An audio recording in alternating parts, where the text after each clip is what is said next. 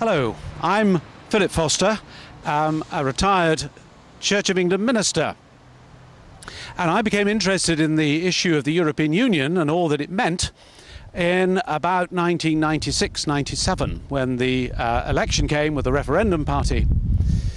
And one of the things that crossed my mind as a minister of the Church of England was, in view of the way Brussels was taking over this country, where my oath to Queen Elizabeth stood. Every clergyman, like every serviceman, every policeman, every parliamentarian, has to take an oath of allegiance to Her Majesty the Queen. And I was worried that because she was no longer sovereign but a vassal of Brussels, where my oath stood and where it might place me under obligations to Brussels.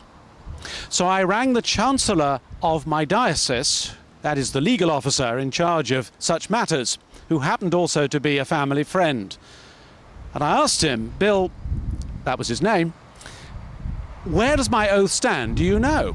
And he said, I haven't the faintest idea, but I will ring up Dean's Yard in London, just round the corner from where we're standing now, to inquire of their legal officer. Anyway, a day later, he rang me back. And he said to me, are you sitting down? I said, yes.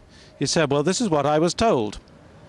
He said the question about the oath had in fact been raised once before, not so long before my question.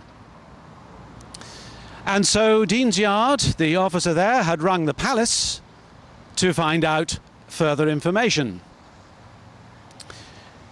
The palace then inquired of Brussels as to where the oath of allegiance stood.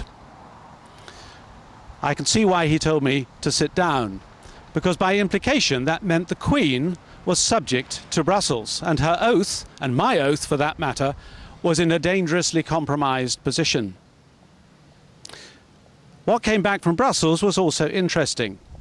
They said the oath may stand as it is for the present. That was 13 years ago.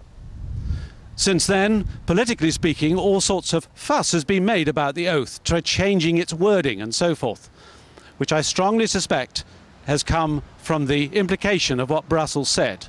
The oath cannot stand as directly to Her Sovereign Lady Queen Elizabeth, because sadly she is no longer sovereign of this country.